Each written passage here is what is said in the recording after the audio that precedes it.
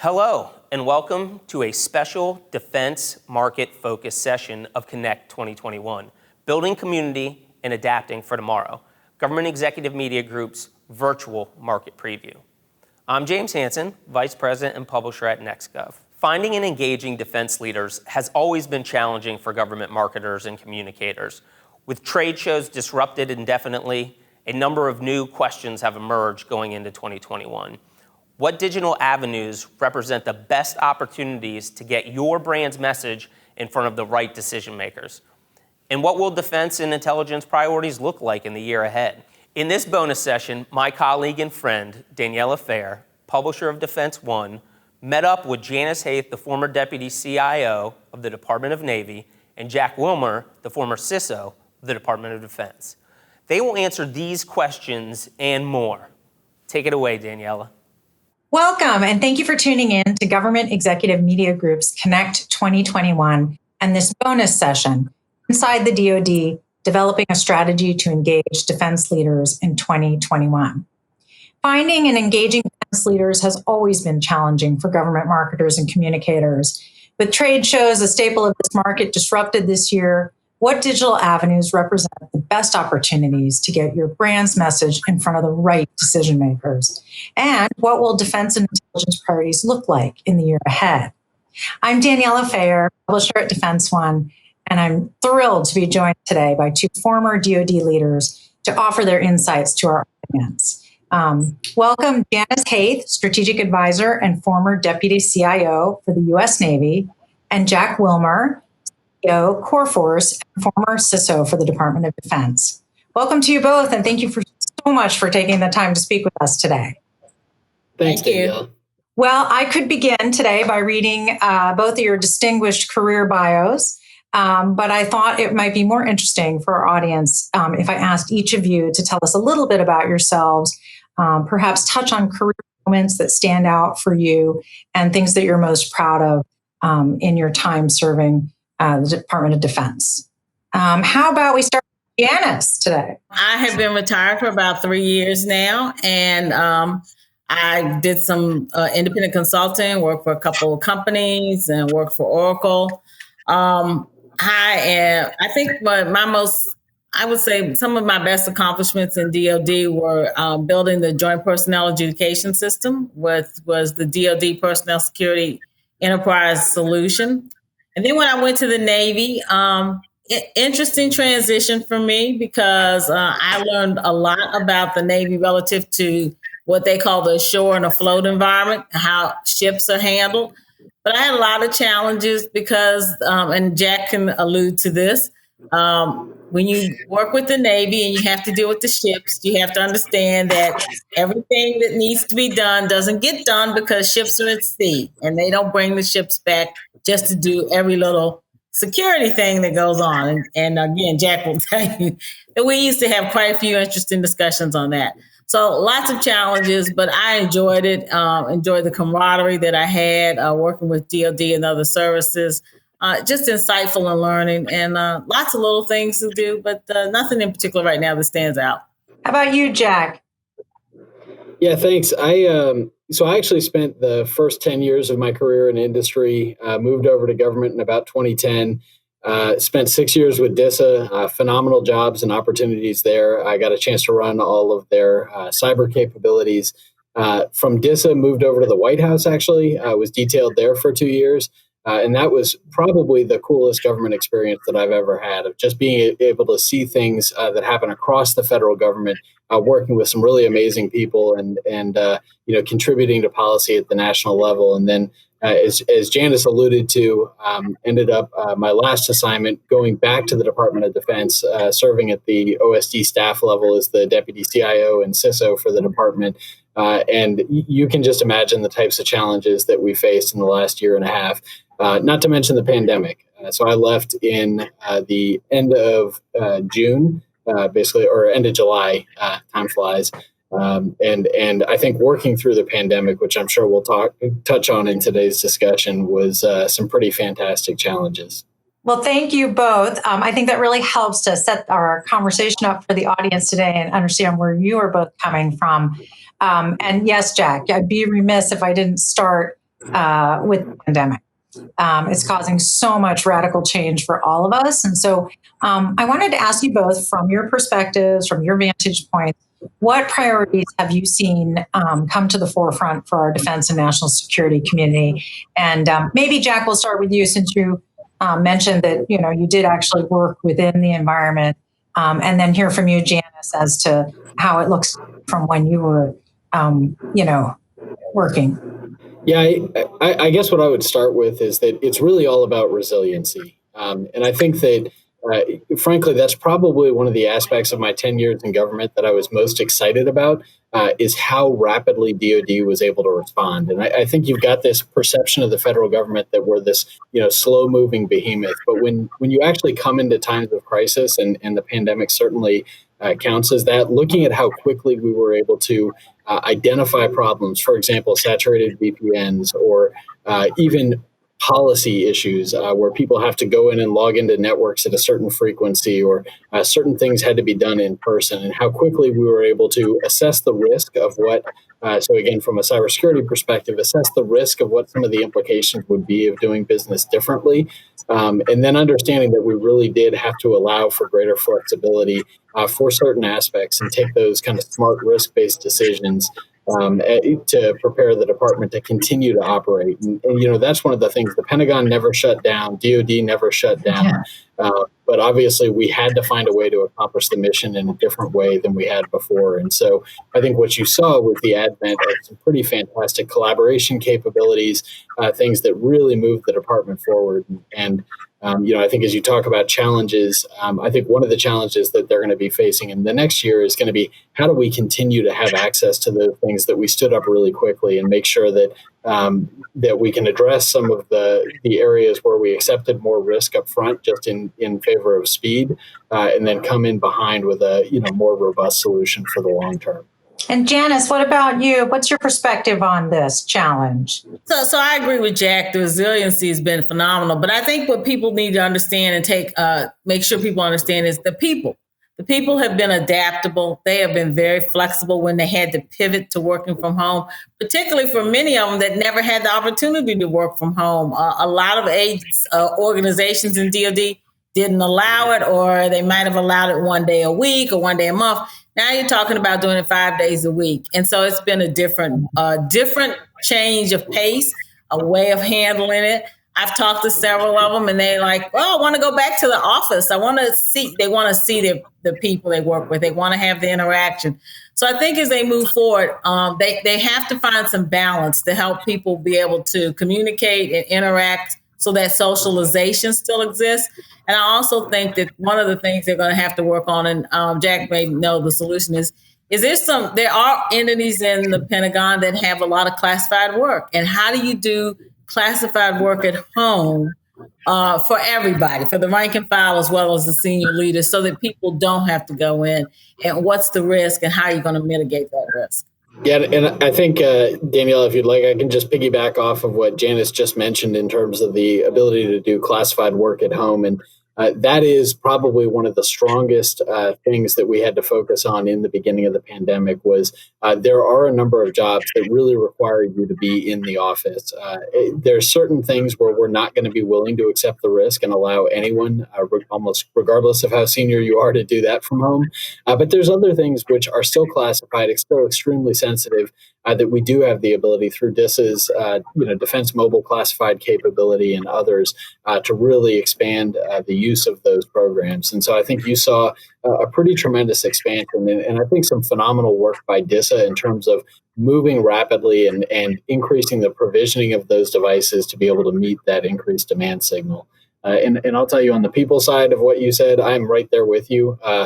There's the socialization aspect. There's also the aspect of having a 7-year-old and a 10-year-old in your house that are doing, full-time remote learning. And so there's also the escapism aspect of getting back into the office as well.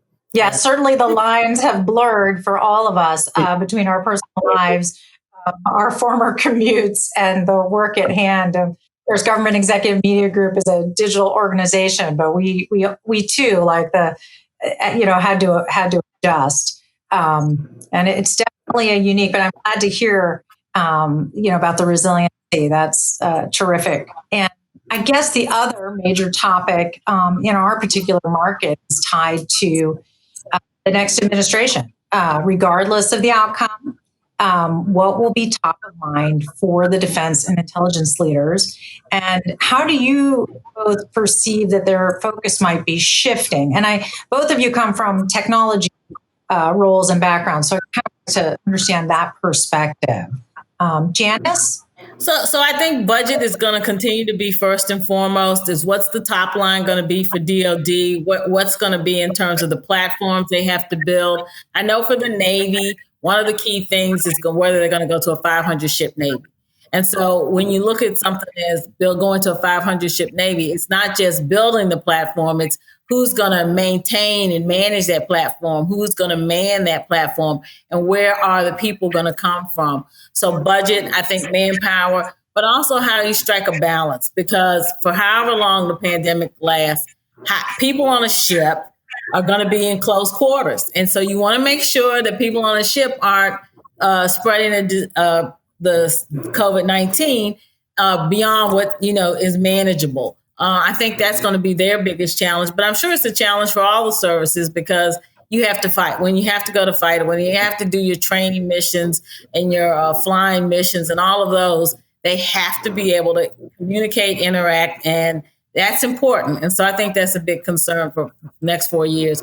But I also think that how we do function in a digital environment, moving more to the digital and being able to continue, like we said, working from home without impacting your social isolation. And like Jack said, balancing the children at home. I don't have any, so I don't have to deal with it. But like Jack does, I know he does. I'm sure it's a challenge for most people. And I have a lot of empathy for you for it. I think from my perspective, I really see two things. And Janice touched on the first one, which is our fiscal situation as a country. I do believe that we're going to continue to see downward budget pressures. And we've talked a lot in the past, probably decade, about the need to recapitalize and replenish the force at the same time as having the downward budget pressures. We've lived through sequestration. I don't know that we'll see anything as drastic as that, regardless of the next administration. But I would expect that we're not going to be looking at an era of, continued increase in spend in the substantial increases in spend in the defense marketplace. And I think the other significant one that I think is really going to be consistent regardless of the administration is really our stance towards China. So the Trump administration labeled China as a strategic competitor. That has certainly influenced certain places of spend, certain perspective that the Defense Department has. And I think that what you're hearing from both the Biden and Trump campaigns is really kind of a continuation of that. And I think you may see some shifts in terms of how the strategic competitive relationship is dealt with, depending on who wins. But I think that there seems to be an acknowledgement out of both parties that that is something that we recognize for kind of the foreseeable future. And kind of the last aspect of what you talked about in terms of both of us coming from an IT background, my experience in the transition from the Obama administration to the Trump administration was that a lot of the IT related things are fundamentally apolitical. So, for example, looking at IT modernization, looking at the Defense Department's digital modernization strategy, I think generally both parties agree that we have to do better. We have to be able to serve our citizens better.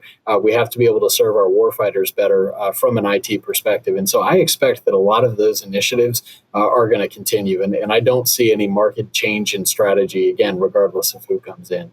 Yeah, I'd have to agree with Jack on that, because when I saw the change from the Bush administration to the Obama administration, we were already focused on IT modernization, but given the era, it's accelerated. So I don't see a change. I think that's going to continue, and it's going to be moving the needle to where commercial sector is, because DoD is probably not at the level the commercial sector is and could be and should be. That's interesting. We, at both Defense One and our NextGov brand, we do a lot of coverage and we focus a lot on technology and more for the defense and national security space.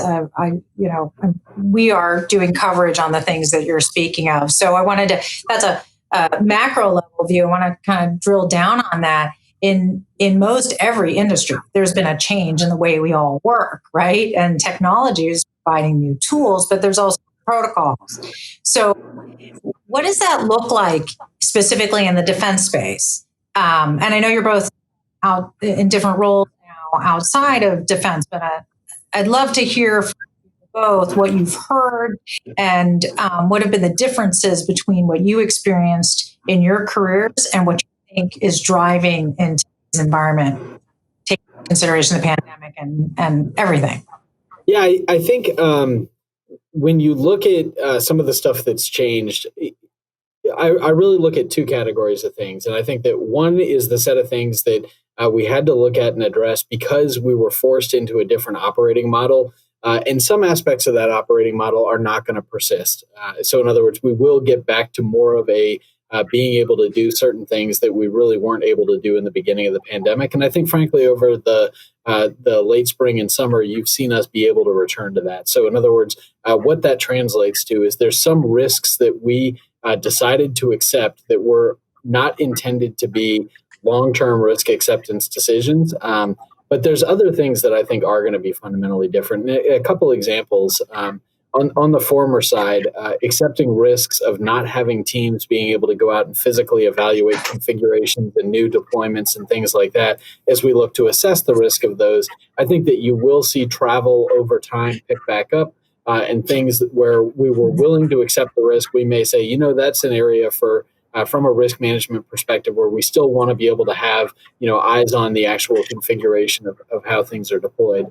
I think other cases, though, where we have increased use of video teleconferencing capability, and frankly, some of how we actually are able to use the technology in the office. That was some of the interesting aspects to me of discussions of not just how do I get something like the Microsoft CVR, the commercial virtual remote capability that was stood up pretty rapidly in support of the pandemic, but also how do we use that for the folks that are still in the office? So, for example, if I work in a secure facility, I can't have a camera connected to an unclassed machine. I can't have a microphone, those types of things. And so I think those are the areas that I think there's some really interesting policy and risk acceptance discussions that the department's going to be confronted with that are really going to shape how we do moving forward. Yeah, so I would say I would agree with Jack, but I also think there's going to be a more of a push to get to things like use of autonomous in a lot of the day-to-day activities that people do. Definitely artificial intelligence and machine learning are going to be at the forefront. But I agree with Jack on all of those aspects of it. I think, too, that when you talk about communications, I think one of the things we have to look at is, do we have enough telecommunications capability? Have we really reached the 5G limit, or are we ready to go to the next one? And when you're balancing, and I hope for everybody's sake, the kids do eventually get to go back to school, but when they're in the distance learning environment, you're working from home and everybody's doing all these things from home, the airwaves are saturated. And a lot of people complain about the latency depending on where you are and not being able to get to whatever it is. So what are we doing? What are we going to look at to increase the telecommunications capability for all? So that 8-second delay is, I remember used to getting complained about. It's taking me 8 seconds to get on the network. I can't get on the network. And I'm like, it's only 8 seconds. That's going to have to go away. That's going to go away. Fascinating. So a lot of our audience tuning in are marketing and communications professionals. So I want to pivot a little bit to those kind of activities, to marketing for the public sector. And one of their primary goals is to find and engage defense leaders and decision makers, which if you don't already know this, you're not the easiest group of people to get to. So we'd love to hear some insiders' view from both of you when you were in your recent roles. What did organizations do that resonated with you, brands in particular? What kind of information, did they put out there? How readily available was it? And how did you guys get excited about different things you were seeing from industry? So I can take it to start if you'd like. I had the interesting experience of having come into government after already having served a good bit of time in industry. And so what that meant is I had all these preconceived notions of how you would interact with senior defense leaders from when I was in the industry, and also who I wanted to try and interact with and everything else. And I think that I'll just say my expectation of who to meet with and all that kind of stuff really evolved the more I understood how government worked. And long story short is I remember sitting in conferences when I was still relatively young on the industry side, hoping we could get like the most senior leader to stop by our booth or whatever. And it seemed to be whoever could get a meeting with the most senior person, that was like what we were really focused on. I think the more that I served in different roles in government, it became very clear to me that it's really more about getting in front of the right person for the right opportunity and understanding the span of control and focus of that position before you try and get in and meet with them. So as an example, when I was at DISA and running, parts of the business unit there, people would come in trying to market for particular opportunities. And yes, it's good that I would have general awareness of what the companies were. But at the end of the day, it was the program managers that were going to be making the decisions on the source selection of the bulk of the opportunities people would come in to brief me on. And so it was kind of, they'd spend the time, get to know the company. And then as I moved into the OSD role, you would still see some of the same, where people would still come in and brief me on specific opportunities. My job in the OSD role was really about policy and how we set the rules for how the department is going to approach doing cybersecurity. I'm not really doing any kind of acquisitions, specific companies, things like that. So where I was interested is understanding the direction of technology, understanding what the art of the possible was so that I can set the rules in place to allow us to take advantage of that, but not really focused on, this particular widget's better than a different widget. And what fascinated me was the number of companies that would come in, kind of get the meeting after however many weeks or months of scheduling and all that. And it was really focused about their particular company's capabilities, which unfortunately in my last role was really just not that germane to what I was doing. So what really resonated with me were the briefs where the people understood what my focus was and were able to tailor or pitch a message. So for example, companies that would come in and say, hey, yeah, we've got a widget that we want to try and sell, but what we really want for you is to be able to help allow for ourselves to operate and help drive risks down in the department in this fashion. So I could understand, here's the policy change that I need to make to enable that technology to actually get acquired at the local unit. So I think the folks that really understood the role and the focus of the role did, frankly, a lot better and had more of an impact when they actually. Yeah, I would say, and I was always in the policy, compliance, oversight, resource advocacy role. So getting some awareness more in detail of emerging technologies was important. But like Jack said, it was the policy that we wrote as technologies emerge. What policy changes do we need to start formulating to adapt to the integration and introduction of these new technologies? And in some instances, it was not just, it's not always money. It's about how do you execute so that you can protect the network and ensure the cybersecurity of the network and making sure that our data is not attacked or we're not having denial of services or things like that. So policy, yes, but I would get vendors too. And I would say, I don't control the money. I'm not going to be the one to make the final decision, but I'll pass you off to whoever that can talk to you and can give you the nuts and bolts. And then I would give them some suggestions is maybe you should offer them a pilot. Maybe they can do a pilot with you to see, does this technology really work? And particularly for the Navy on the ships, if it was a ship, opportunity for a ship, hey, is this going to work on a ship? Because if it's not, then it's not something the Navy may be looking to pursue. That is so interesting to me because it really does define the knowing who your message is going to, right? And I think that public sector marketing, in general, has changed tremendously in the last 6 months. For example, we've seen a huge absence of live events. And Jack, you mentioned, trying to get people into the trade show booth, but really trade shows in particular for the defense space have always been important. They're arenas for people to bring their wares and share demos and present solutions and try to get the right people to see what they're doing and offering. Many of them were canceled, rescheduled, or converted to a broadcast or digital approach with varying degrees of success. So You guys started to talk about how to get the messaging to the right person. What do you recommend that marketers do in terms of getting their message in front of defense decision makers with these conferences and shows sort of on hiatus? What other means of communication do you think looking for, or the you were recommending we're looking for in finding out about solutions? I would say that in a virtual environment, some of the things you have to do are out of the box creative. I think that one, you need to be a little bit more aggressive and approach the right person, if you know who the right person is, to have a conversation with them. It may be a virtual conversation, but it also could be an opportunity if some of these industries are traveling. I noticed that a lot of companies have started some travel back, limited, but some. And just say, hey, if you're amenable and we can come to you or you can come to us and we'd like to demo something virtually and then bring it to you in a live form, that would be an opportunity.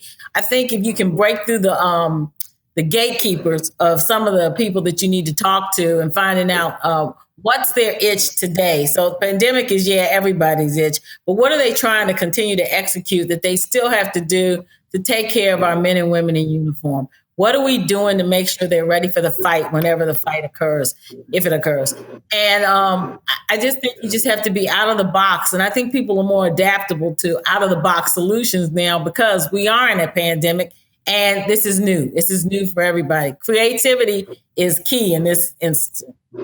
Yeah, I would add. So I think sort of second everything Janice said in terms of, and again, I guess being an IT geek, I always drop back to IT related things. But back when I was still there, pretty much I didn't do meetings for April and May. It was 100% focusing on how are we going to deal with the pandemic and the conditions around there. There were a number of meetings that I had scheduled that we had to push off. And then what started to happen is, again, over the summer, we really picked up on the virtual meetings. So not as much on the physical, having people come out to the office. I really saved the physical stuff for the must-do in-person, generally classified type discussions, that sort of thing, and really tried to focus most of the industry engagement to being virtual. What I found was that there were still challenges. So, for example, to do a Teams meeting from my office was a challenge because I couldn't have a camera on my computer. So I actually would pick a day where I was working from home and try and schedule a lot of the meetings that way, because I still feel that, and I think I would highly recommend to the industry side, the more that you can leverage the virtual teleconferencing type capabilities, it's way easier to hold somebody's attention if we can see each other, as opposed to if it's just a phone call. Because if I feel like I got the pitch after 5 or 10 minutes, then it's very easy for the attention to wane. You sort of go on mute, you start, checking email or something, and then you've kind of lost the opportunity. Again, if you've got the ability to have the face-to-face, even if it's through virtual technology, the better. So I think that if you're scheduling meetings with folks, try and find a day when they're able to be teleworking or a time where they're going to be able to support it through a remote capability with camera, ideally. So let me pivot a little bit beyond the face-to-face, because of course that I think is how we all build the best relationship. In absence of that, what kind of information or content are you drawn to, or were you drawn to in your previous roles, and you think that your current colleagues would be interested in to learn, to understand the solutions that might solve some of the problems that the Department of Defense is looking at. And when you were, building requirements for things and creating strategies and priorities and, just learning about technology capabilities, in lieu of the face-to-face one-on-one, where do you turn for this information, and how can brands get that information to you? I think that some of the most effective things that I looked for were really about the technology. And again, part of it is my bias of being like a technology guy. So I was very interested in, what are the current modern capabilities? What are companies that are outside of the federal government doing and using for their own solutions? So as you look at things like zero trust networking or whatever these architectural approaches are, and then the individual components, the question is, what's the applicability to DoD of these things? So I spent a lot of my time and had a lot of interest and focus on understanding not just what is the current state of the art, but where is technology going? And are there shifts where we can start to put some of the building blocks in place that will solve problems that we currently have, but that will also posture us to be able to take advantage of some new trend if it ends up taking off. So in terms of how to get those messages in front of the senior leaders, I think everyone's got their own style and approaches. So we used to, back when travel was a thing, go out to the West Coast, for example, meet with Silicon Valley, do the East Coast trip. So try and go to hubs where there were a number of these companies where you can start to understand, where are venture firms investing, things along those lines to try and identify what the trends are. I think that as we're not able to do those types of things, it puts much more of a reliance on the research that you can actually do. It's almost like a pull construct. So folks in the organization that'll go off and search and pull the thread on zero trust or whatever that thing might be, and then go out and reach out to the companies that might have interesting capabilities. And that's obviously just one example, but I think that's kind of the model that at least I had seen. Is it turned into much more of a pull and like a research-driven thing as opposed to the push side. Janice, did you find something similar? Or do you feel like the plethora of information out there is available for you all to pull from your experience? So I think the information is there to pull from. I think you have to do your research first and foremost. And I would go back to the service perspective for a minute and say that you need to understand the four services, their warfighting platforms versus their businesses, because bringing a solution that doesn't fit the shore side of the Navy, but only fits the tactical, and you can't explain that to me, would make me be like, well, then you don't really understand how the Navy operates. For instance, everything is not one size fits all, and you have to understand those dynamics. I think the other thing people need to also remember is you have to be able to understand the resource constraints that while they seem like DoD has all this money, they don't truly have as much money as you think when you break it down, and what can be used for innovative, research and development technology, what's sustaining the force. And as you bring the emerging technologies on, there's what I call the burn-in period. It's going to work. It's a little bit of a challenge. You're going to have to get over the hump. People are people. And so they have to be able to be comfortable, and then it'll filter out to the masses. But a lot of times when they would come see me in the Navy, I'm like, well, are you talking about something for the shore side, the business side, the things that keep people going, the operations? Are you talking about something you want to put on the ship? And if you couldn't make that distinction for me, because I'm not a geek like Jack, but I know a lot about the IT aspects of it, I'm like, then I can't help you, move the needle forward and get you into the right people. You have to be able to tell me, and what's the value proposition? Why is your capability so much better than your competitors, whoever it is, and why should we even entertain it? Yeah, and Janice, just to piggyback off that, even being a geek, one of the great things that I learned, at the time of being on the OSD staff, is really how, even though I'm very interested in IT, and you probably could sell me something just based on its technical merits, for me to be able to make a case for some new investment for the department, it all ties back to what matters to the senior leaders. And in this case, for the Defense Department, it's all about the National Defense Strategy. So the question is, how can you, lethality, partnerships, reform, how can you tie your capability back to how you can enable the Defense Department to execute one of the aspects of its strategy? And then ideally, if you're bringing a solution as opposed to just a product that really plays in there, that is definitely the type of messaging that I had to use in order to justify different budgeting decisions. And I think that it should trickle down as you're briefing the defense senior leaders. The more you can arm them for the types of discussions that they're going to need to have to justify those types of investments, I think the more effective that you'll be. So what I'm hearing from both of you, I think this is just wonderful insights, because I think it's things that we intuitively think we know, but you guys have really just distilled it down to do your homework, know what the priorities are from the highest levels down into each, branch of service, be specific. And so once a company, engages you all and does their homework and presents the information, how do they stay relevant and build trust? And I ask this question, it's a little bit of a nuance, but, is it an issue of case studies, things done in other areas for the government? What are you guys looking for to, work on that whole trust factor and make sure that you feel good about working with an organization? So I can start if you'd like. For me, it's really about two things. So number one, I would call it layered engagement. It is extremely rare that I would make a decision because someone came in and briefed me. In almost all cases, I'm going to pull in the staff, the professionals that are working in the organization and have probably been there for a while, who are charged with, identifying, and being the subject matter experts for whatever those areas are.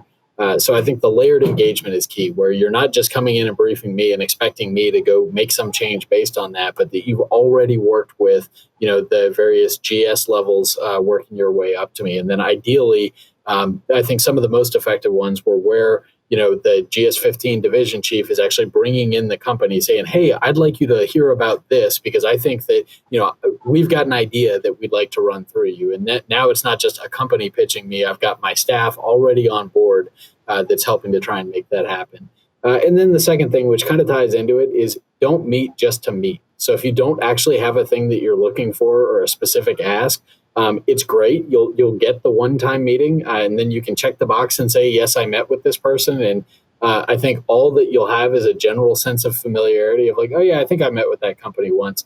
But if that's really all that your agenda is, if you don't have that defined outcome going into the meeting that you're looking for, I think you really need to think twice about whether you want to use your kind of silver bullet for that like intro meeting if you don't have something already defined that you want to get out of it. So on the trust side, for me, it was those that could come into the meeting and say, hey, effectively, here's what we're looking for. We're going to walk you through all this stuff and explain why, but kind of here's why we're in talking to you.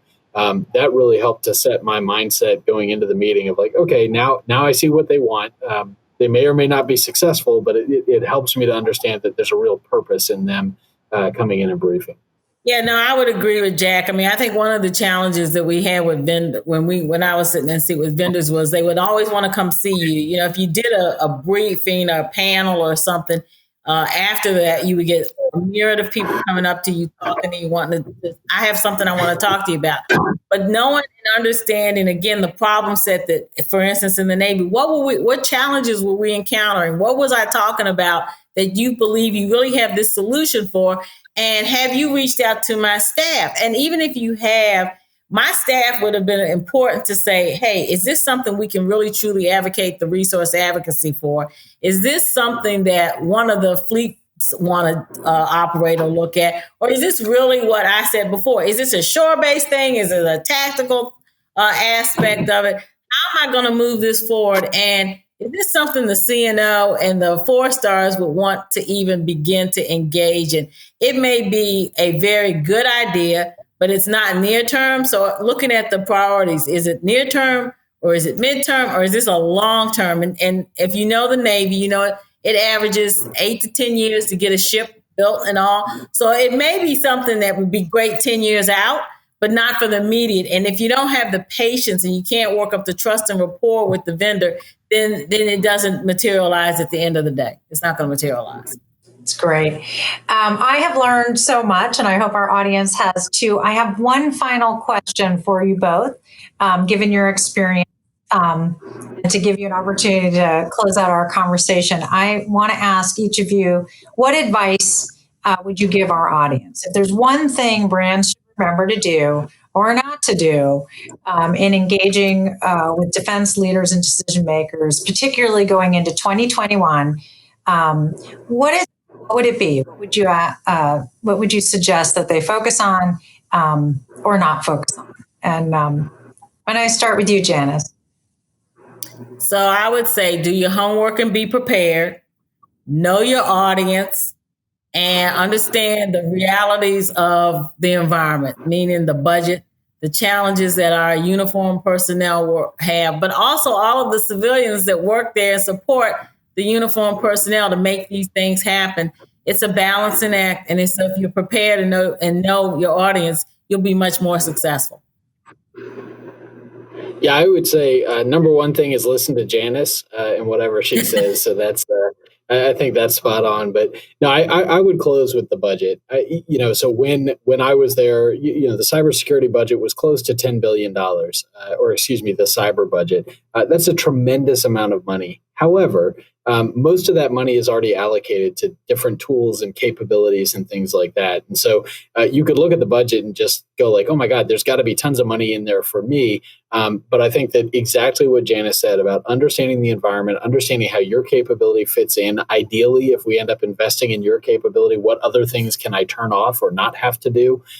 Because I think that we're really starting to approach the point where there's probably enough money to do whatever we need to do in cybersecurity. It's a real question about, are we investing in the right spots?